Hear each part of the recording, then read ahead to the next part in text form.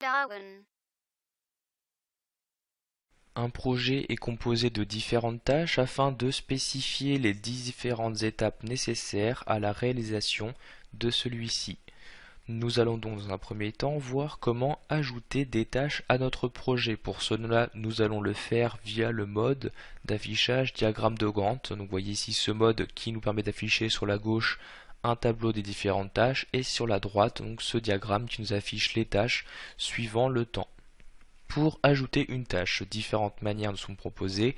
Donc si vous êtes dans ce mode d'affichage, il vous suffit de vous rendre dans la colonne nom de tâche et d'y insérer donc le nom de la tâche correspondante. Nous allons par exemple ici créer un projet de création de site internet. Donc nous allons par exemple ici choisir d'ajouter une tâche création design. J'appuie ensuite sur la touche entrée, automatiquement la tâche a été validée. Donc vous voyez, vous avez également ici une information qui apparaît dans la colonne mode tâche. Donc je vais revenir tout juste après ici à cette colonne mode tâche. Je vais pour le moment insérer plusieurs tâches, donc création design. Ensuite nous allons faire ici l'intégration HTML CSS. Et enfin nous allons dire ici, donc pour gagner du temps, nous allons passer directement au test de ce site. Donc je vais ici insérer que ces trois tâches-ci. Donc, au niveau de la colonne mode tâche, il faut savoir que vous avez deux modes qui vous sont proposés. Donc vous voyez ici, vous avez un mode manuel et un mode automatique.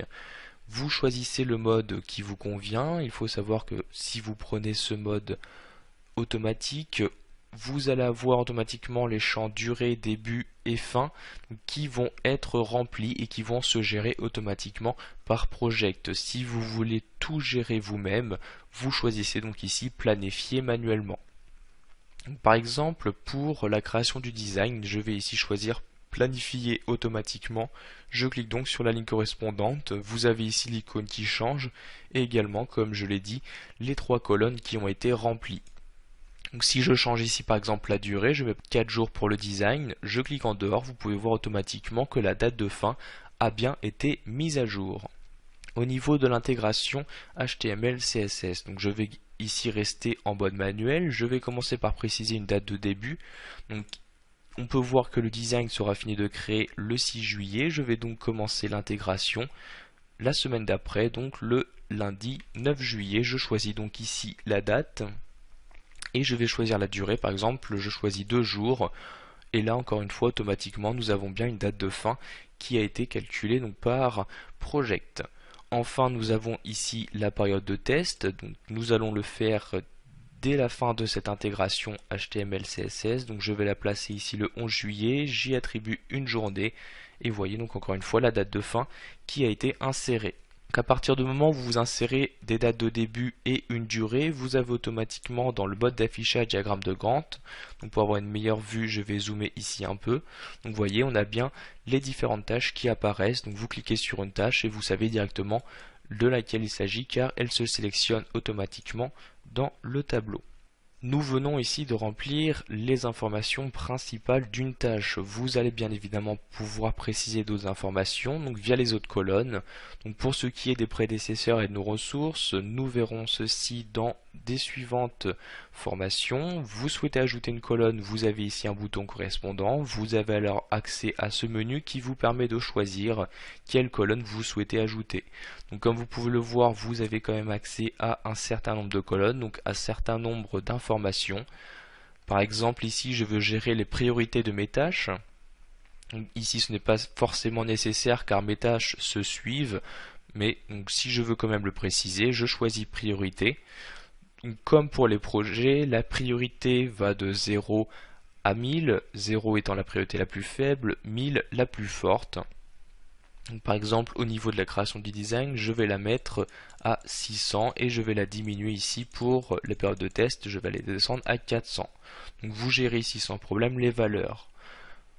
Donc, comme je dit plus tôt, nous verrons ici ces deux informations dans d'autres formations. Donc, je vais donc par exemple ici choisir de masquer ces colonnes car je n'en ai pas besoin immédiatement.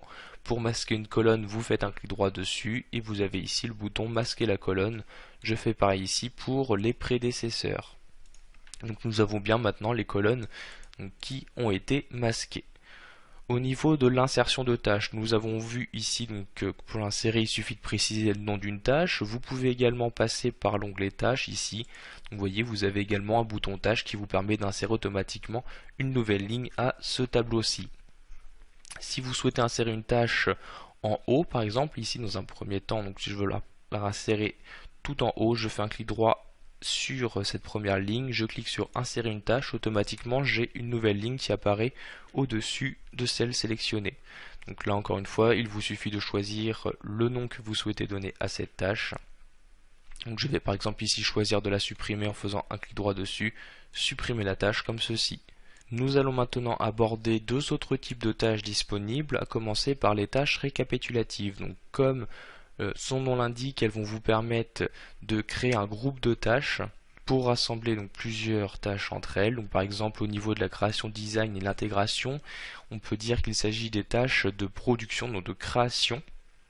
Donc je sélectionne ces deux tâches ici en sélectionnant les deux lignes correspondantes. La tâche récapitulative, vous l'insérez via ce bouton là.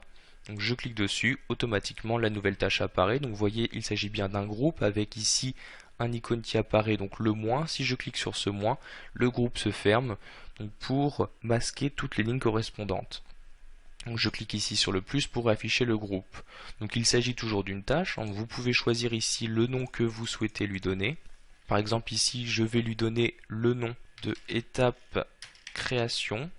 Donc j'écris ici étape création comme ceci.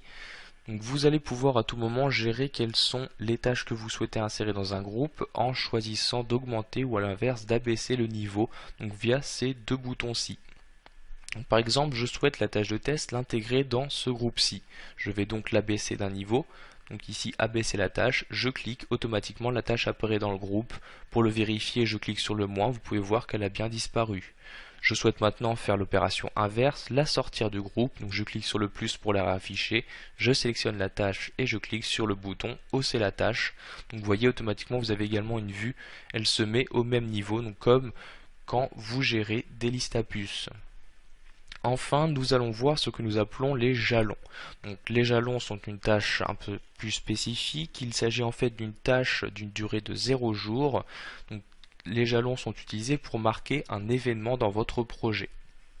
Donc, par exemple, je veux préciser ici avant cette tâche de test qu'un nouvel employé est apparu donc dans l'entreprise. Je vais donc insérer une tâche jalon. Donc, pour ceci, je vais me rendre sur ce bouton là, donc insérer un jalon, je clique, donc il s'insère automatiquement sur la ligne au-dessus de celle sélectionnée et vous insérez donc le nom comme pour les tâches. Donc, par exemple ici je vais juste choisir d'afficher nouvel employé comme ceci. Donc vous voyez, vu qu'il s'agit d'un jalon, automatiquement il y a bien 0 jours au niveau de la durée qui a été insérée. Vous pouvez à tout moment changer l'emplacement d'une tâche. Donc vous voyez ici, vous la déplacez sans aucun problème, comme vous déplacez une ligne dans le tableur Excel. Voilà, vous avez maintenant la possibilité d'insérer différentes tâches dans votre projet en y précisant les différentes informations nécessaires à celle-ci.